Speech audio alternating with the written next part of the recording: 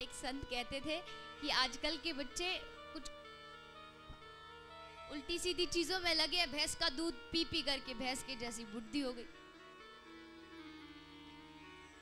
तो इसलिए अब और सारी गौ माता की बड़ी सुंदर सुंदर बातें हमें हमारे सभी संत महापुरुष बताएंगे कि किस प्रकार हम कैसे, किस तरीके से एक आम इंसान भी, क्योंकि गौ सेवा किसी अकेले संस्था की सेवा नहीं है, गौ सेवा तो भगवान की सेवा है।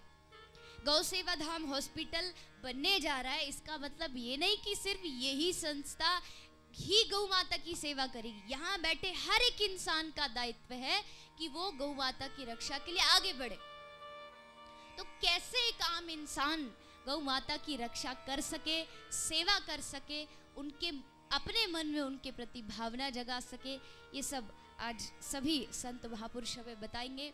साथ ही साथ एक और बात, कुछ संत महापुरुष हमारे बीच नहीं आ पाए क्योंकि आप सभी जानते हो आज के समय में हमारे भारत देश में एक बहुत ही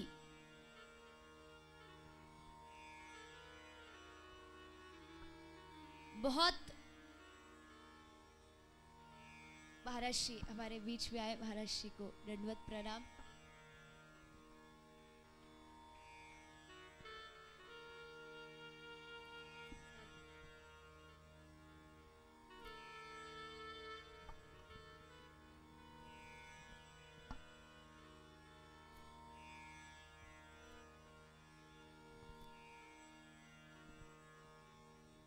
आप सभी जानते हैं महाराज श्री एक दिन और कथा में आए थे। हमारे काका गुरु हैं, हमारे परम पूज्य श्रद्धेय श्री श्री गिरधारी दास बाबा महाराज के छोटे भ्राता श्री परम पूज्य श्रद्धेय श्री मुरारी दास बाबा महाराज।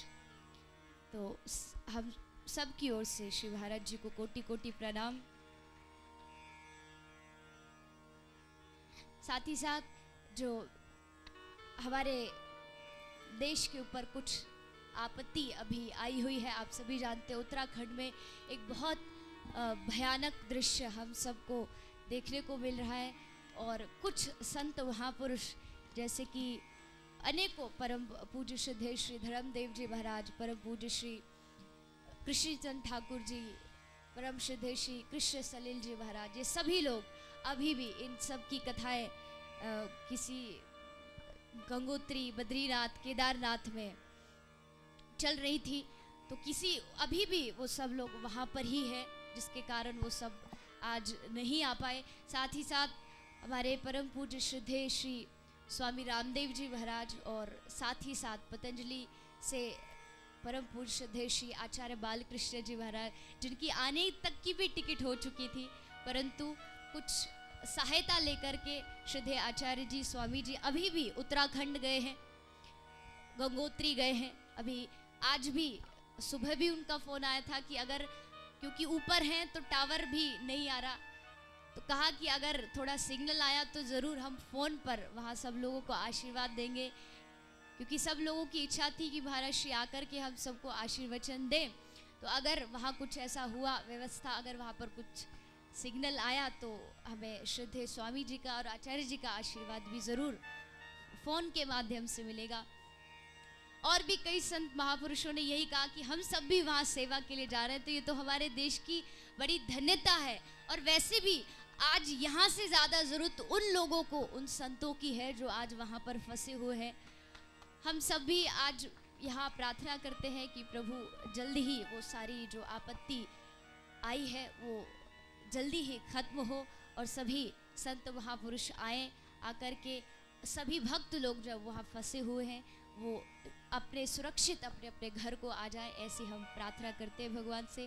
परंतु जितने भी संत महापुरुष हमारे बीच में आए उन सबको एक बार आप सबकी तरफ से फिर से मैं कोटि कोटि दंडवत प्रणाम करती हूँ।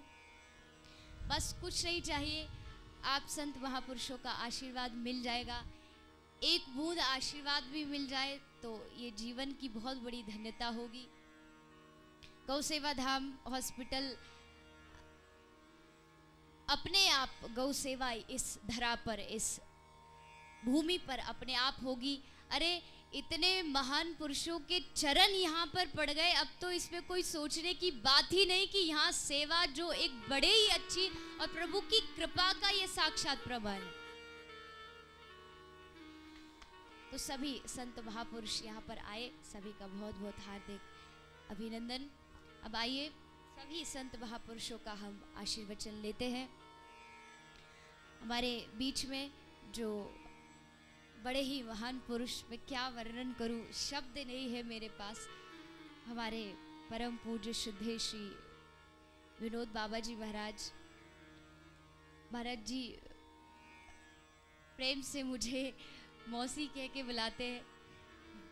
मुझे बड़ा, देखिए पदवी तो बहुत ऊंची है महाराज श्री ने, मैं तो शायद इस क्या बताऊं चरण धूलि के भी लायक नहीं, परंतु महाराज श्री का स्नेह बहुत है। और ऐसे संत महापुरुष मिलना, पूरी दुनिया में घूमो और जब भगवान की अति कृपा, जिसको अति कृपा कहते हैं, तब जाके ऐसे संत महापुरुषों का ऐसा दर्शन मिलता। आप सब आप सोच नहीं सकते आप कितने भाग्यशाली हो कि ऐसे संत महापुरुष आपको नहीं जाना पड़ा, भगवान ने चल करके ये संत महापुरुष आपको दर्शन देने के लिए।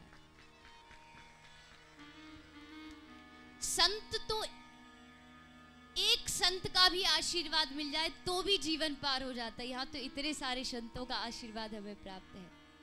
तो महाराज श्री मेरी चरणों में प्रार्थना है कि महाराज श्री हमें अपने आशीर्वचन देकर के कृतार्थ करें।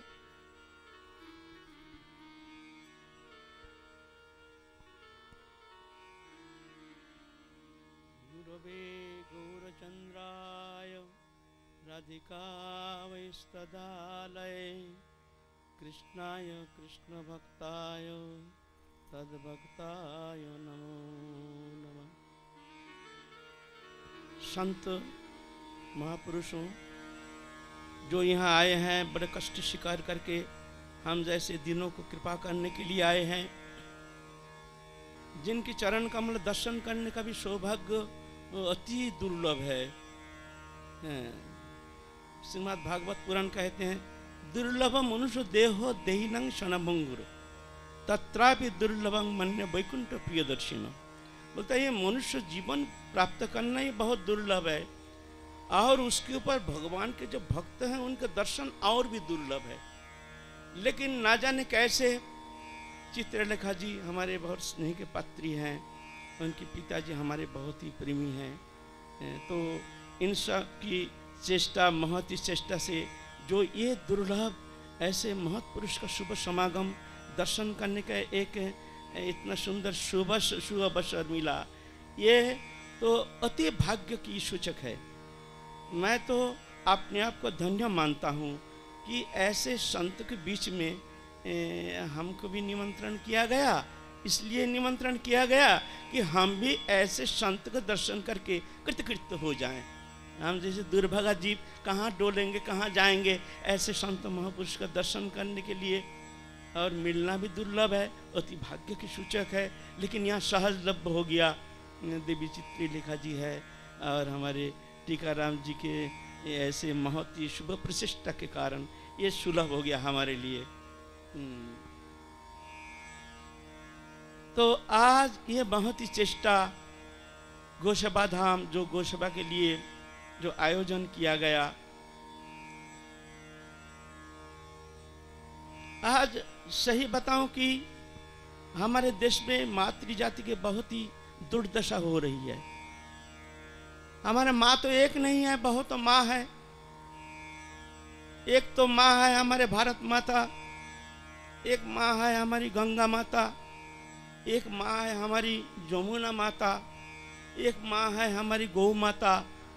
लेकिन सब माँ की ही ऐसे दयनीय स्थिति है कि हम जैसे अबध बालक का दुर्दशा क्यों नहीं होगी। आशीष विशेष दुर्दशाग्रस्त हैं, जहाँ माँ की ऐसे दुर्दशा। गंगा देखिए ऐसे प्रदूषण, जमुना तो समाप्ति हो गई है, वहाँ तो दिल्ली से 140 किलोमीटर दूर समाप्त हो गया। अभी जो जमुना देख रहे हैं ये तो आपका ये दिल्ली का ये सब गंदगी, नाला नर्दमा का पानी है। ये जमुना का पानी थोड़ी है, ऐसे स्थिति है हमारी माँ। और गौ माता, अरे गौ माता का तो अशिष्ट विशेष दुर्दशा, जो विश्व में जो गौ जितना धर्मावलंबी है, लेकिन हमारे सनातन धर्मावलंबी जो है गौ माता का जो अशेष विशेष महिमा वर्णन किए हैं, ऐसा कोई धर्मशास्त्र में कोई संप्रदाय में ऐसे है नहीं।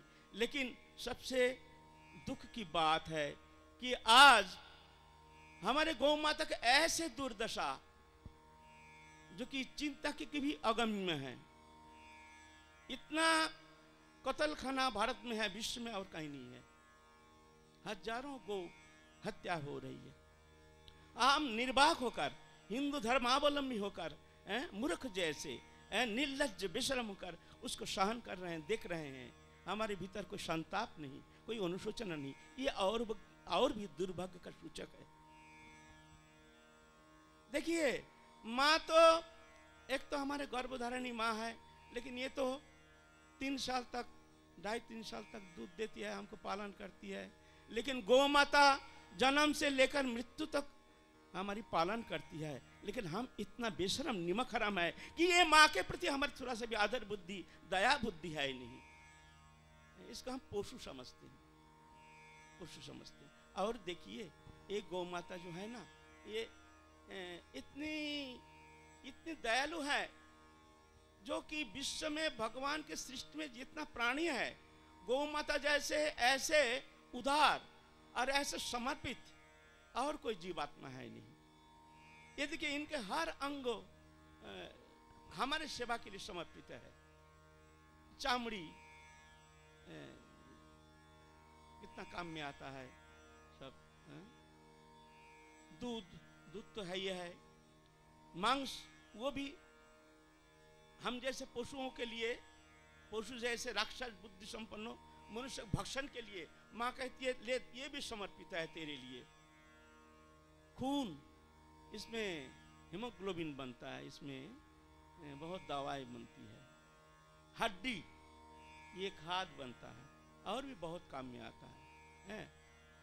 गौमूत्र, ये तो अमृत है, बहुत सारे बीमारी जड़ से नष्ट कर देता है। बांग्ला में एक शब्द है, जे खाए गोरुर चना तार शरीर है जे सोना।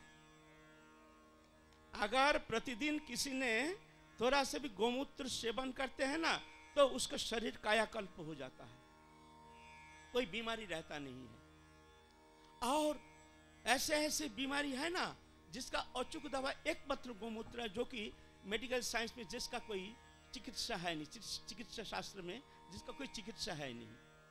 हमने किया है ऐसा चिकित्सा। एक जलोदरी है ना, जलोदरी जो पेट फूल जाता है, पानी भर जाता है ना, उसका अचूक दवा है गौमूत्र। हमने ठीक किया है कई जन का, जो कि मेडिकल साइंस में उसका कोई ट्रीटमेंट है नहीं। वो पानी निकाल लेते हैं, उसमें कुछ होता नहीं, फिर पानी भर जाता है, अल्प दिन में वो समाप्त हो जाता है। लेकिन जलोदरी का अचूक दवा है ये गौमूत्र। हमने कई जन को ठीक किया है।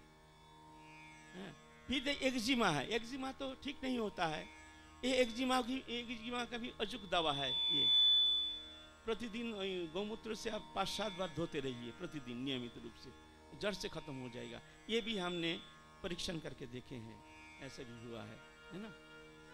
तो ऐसे गौ माता है जो हमारे लिए सब कुछ समर्पित है। गोबर, गोधन, ये भी हमारे लिए कितना जीने की हमारे आधार है।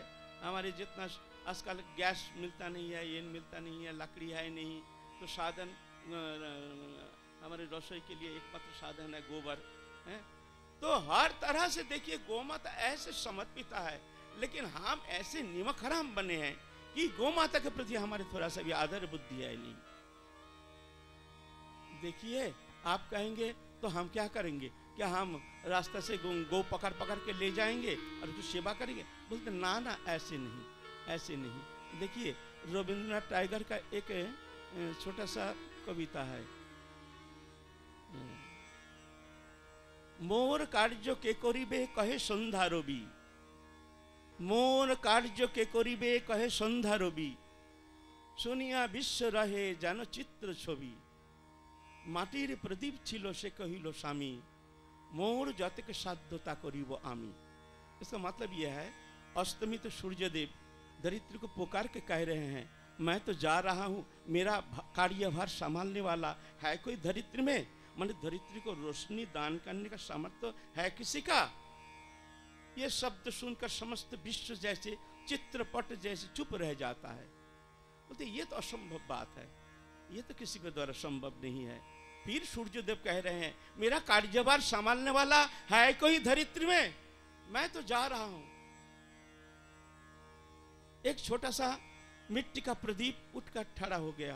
कहते हैं, प्रभु मैं तो धरित्री को सारी धरित्री को उजाला नहीं कर सकता हूं, लेकिन मेरा जितना सामर्थ्य है मैं अवश्य उतना करूंगा।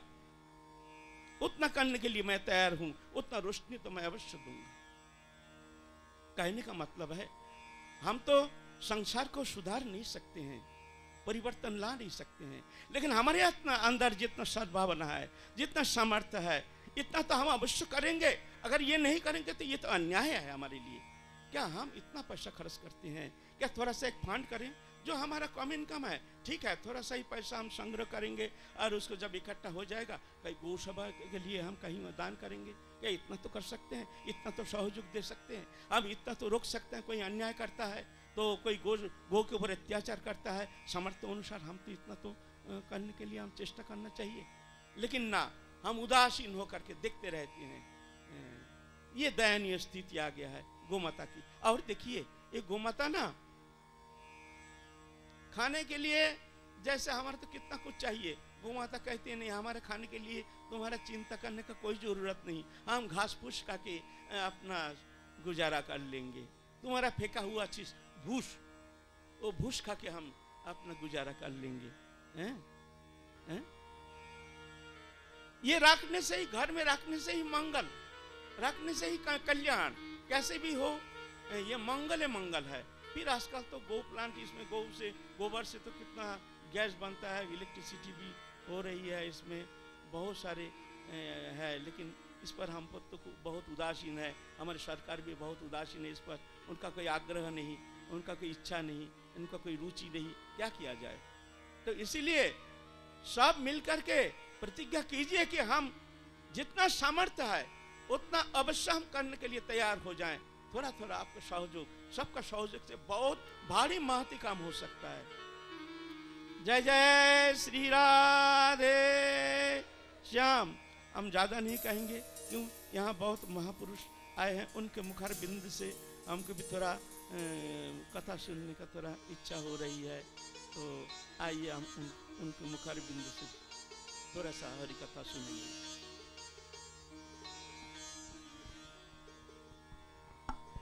एक बार सभी भाव से श्री महाराज जी को प्रणाम करते हुए, प्रेम से ताली बजाते हुए महाराज जी के स्वागत में। आपने देखा महाराज श्री बहुत बहुत पहुंचे हुए महापुरुष है, परंतु उसके बाद भी इतनी सरलता, इतनी विनम्रता, जो कि एक संत का लक्षण होता है, अपने आप को हमेशा निम्न बताना। तो महाराज श्री का बहुत बहुत हार्दिक अभिनंदन। साथ ही साथ हमारे बीच में है परम पूज्य डॉक्टर RM खरब, AVSM animal welfare board of India से आए हैं। तो डॉक्टर RM खरब जी से प्रार्थना कि आप थोड़ा उद्बोधन दें, उसके बाद हम महाराज श्री का उद्बोधन श्रवण करेंगे, आशीर्वचन श्रवण करेंगे, सभी श्रद्धा से अनुशासन और शांति बनाते हुए।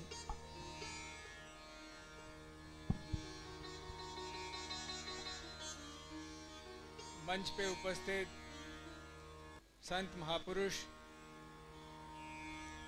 देवी चित्रलेखा जी, उनके माताश्री, उनके पिताश्री श्री टेकराम जी, अतिथिगण, गोभक्त, प्यारे बहनों और भाइयों, सबसे पहले मैं बधाई देना चाहूँगा देवी बहन चित्रलेखा जी को, उनके परिवार को, कि उन्होंने एक बहुत बड़े कार्य का शुरुआत यहाँ की है, एक बहुत ज़रूरत थी ऐसे हॉस्पिटल की कि जहाँ पे हमारी गौ माता जो कि एक्सीडेंट से इंजर्ड हो जाती हैं या उनको कोई रोग हो जाता है, हमारी गौशालाओं में उनके इलाज का पूरा प्रबंध कम होता है। तो मुझे बहुत खुशी है कि एक ऐसा स्थान कम से कम हमारे हरियाणा प्रांत में बन रहा है, जिससे कि हम प्रेरणा लेके दूसरे प्रदेशों को भी इसके बारे में बता सकते हैं।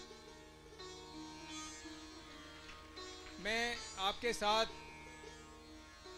ये शेयर करना चाहूँगा कि भारतीय जीव जंतु कल्याण बोर्ड, जिसका कि हेड ऑफिस चेन्नई में है, ये सभी जीव जंतुओं की सेवा के लिए मदद करता है।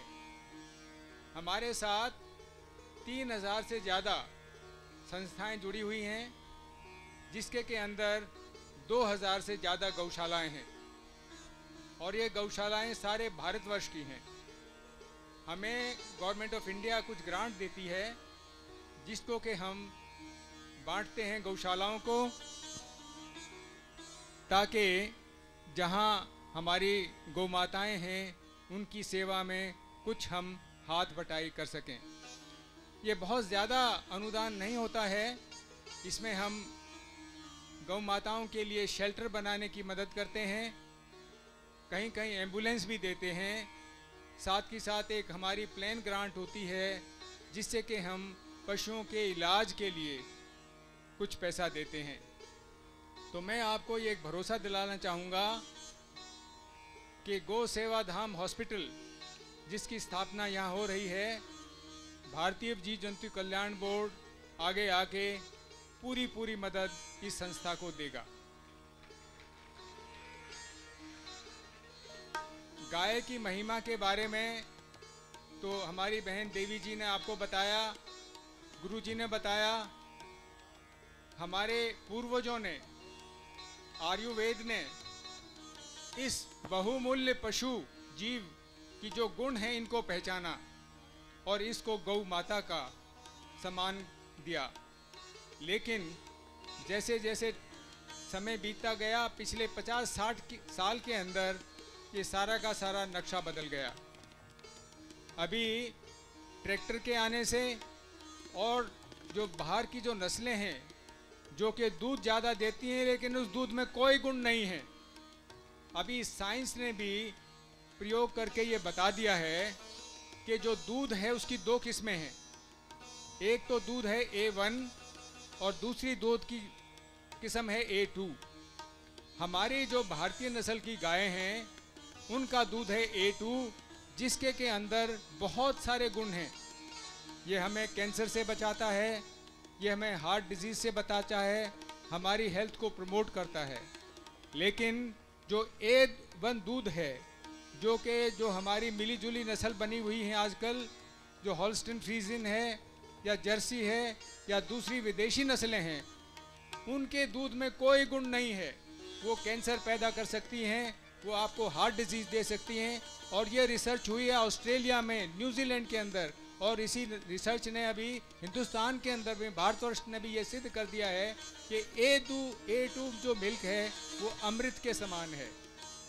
जैसे कि देवी बहन जी ने बताया कि इसके पीने से हमारे बच्चों को, हम सबको जो लाभ होगा वो विदेशी गायों के या भैंस के दूध से हमें नहीं मिलेगा। तो इस गुण को पहचानते हुए विदेशों में A2 टाइप का जो मिल्क है वो A1 से दुगने रेटों के ऊपर बिक रहा है। आप ऑस्ट्रेलिया और न्यूजीलैंड की मॉल्स में जाइए, वहाँ लिखा हुआ है A2 मिल्क उसका दुगना रेट है, A1 मिल्क उसका आधा रेट है। हमारी जो भारतीय नस्ल की गायें हैं बहुत अच्छी थी पहले, लेकिन जब से ये मिला जुला प्रोग्राम शुरू किया गवर्नमेंट ऑफ इंडिया ने, उससे सत्यानाश कर दिया ब्रीडों का। अभी भी कुछ गाय बची हुई हैं, कुछ गौशालाओं में हैं, कुछ बाहर हैं। हमारी ये दायित्व बनता है कि इन नस्लों का सुधार का काम किया जाए। मैं जब भी गौशालाओं में जाता हूँ उनको भी मैं प्रेरणा देता हूँ कि आप अच्छी गाय छांट के इनके नस्ल सुधार का काम कीजिए। अगर हमें गाय को बचाना है, देसी नस्ल की गायों को बचाना है, जिसके के अंदर इतने गुण हैं, उनके गोमूत्र अर्क रामबाण का काम करता है। अभी स्वामी जी ने आपको बताया, सारे, चाहे वो कैंसर है, चाहे वो एड्स है, जो कोई भी भयानक से भयानक बीमारी है, उसका इलाज कर सकता है गोमूत्र अर्क। पंचगव्या की जो मेडिसिन्स हैं, जो गोमूत्र और गो दूध और घी और दही से बनती हैं, वो भी बहुत ही उत्तम दवाइयाँ हैं। अगर आपको ब्लड प्रेशर है, आप गाय के पास जाइए, 5 मिनट उसके ऊपर हाथ फेरिए भाव के साथ, सेवा के भाव के साथ, और बाद में आप अपना ब्लड प्रेशर नपवाइए, बिल्कुल नॉर्मल आ जाएगा। ये गुण है इसके अंदर, ये एक बहुत बहुमूल्य जीव है, तो इसकी हमें कदर करनी चाहिए, इसको बचाना चाहिए। जैसे स्वामी जी ने बताया, गुरु जी ने बताया, हम आमतौर के ऊपर 3 माँओं का करते हैं। एक तो जननी माँ जिसने हमें जन्म दिया, उसके बाद धरती माता को हम पूजते हैं, और तीसरी जो है सबसे ज़रूरी, वो गौ माता है हमारी। हमारे हरियाणा प्रांत में बहुत अच्छी परंपरा चल रही है कि हम गौ की सेवा करते हैं, उसकी मान्यता करते हैं। लेकिन अभी ये मान्यता में बहुत कमी आई हुई है, और यहाँ हरियाणा प्रांत में भी गाय का वध हो रहा है। बड़े शर्म की बात है।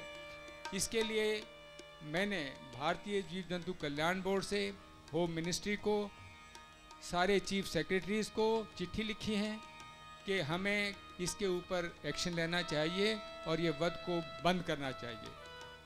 बहुत सारी गायें हमारी जाती हैं विदेशों में, बांग्लादेश के अंदर जा रही हैं, उसको भी हमें बंद करना पड़ेगा। तो मुझे पूरा विश्वास है कि इस धाम पे, जो कि सिर्फ उन्हीं गायों के लिए बनाया गया है जो ज़ख्मी हैं, जिनको बीमारी है, ये एक बहुत ही उत्तम स्थान उभर के आएगा और सारे देश को इसकी प्रेरणा मिलेगी। मैं एक बार फिर बधाई देना चाहूँगा देवी बहन चित्रलेखा जी को, जिनको भगवान से, उनके गुरुओं से इतनी शक्ति मिली है। वो उनकी आत्मा एक बहुत मजबूत आत्मा है, देवी आत्मा है, और मुझे पूरा यकीन है उनके संकल्प से, उनकी मेहनत से ये धाम बहुत ही जल्दी एक हमारे लिए नक्शा बनेगा, जिसकी के देख के हम सबको प्रेरणा मिलेगी। मेरे को बुलाने के लिए मैं बहुत बहुत आभारी हूँ आप लोगों का। धन्यवाद।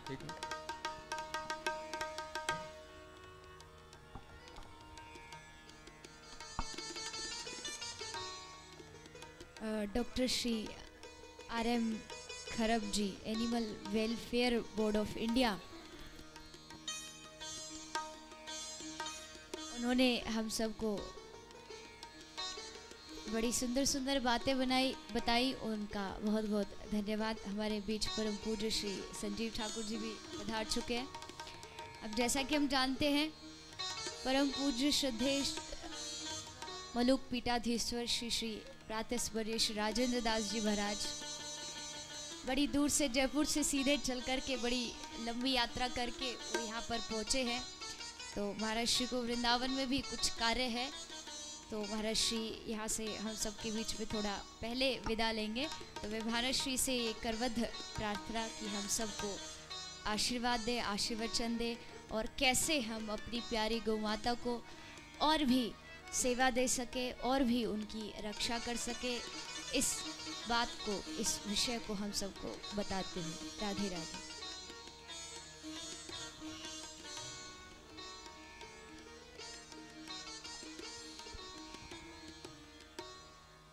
श्री हरिशरणं हरि ओम तत्सत्। श्रीमते रामचंद्राय नमः। यया व्याप्तमिदं विश्वं जगत्स्थावरजंगमं तां धेनुं शिरसा वन्दे भूतभव्यस्य मातरम्। पञ्चगावः समुत्पन्नाः मथ्यमाने महोदधौ तासां मध्ये तु या नन्दा तस्यै देव्यै नमो नमः। श्रीसुरभ्यै नमः श्रीसुरभ्यै नमः श्रीसुरभ्यै नमः श्रीसुरभ्यै नमः श्रीसुरभ्यै नमः श्रीसुरभ्यै नमः श्रीसुरभ्यै नमः श्रीसुरभ्यै नमः श्रीसुर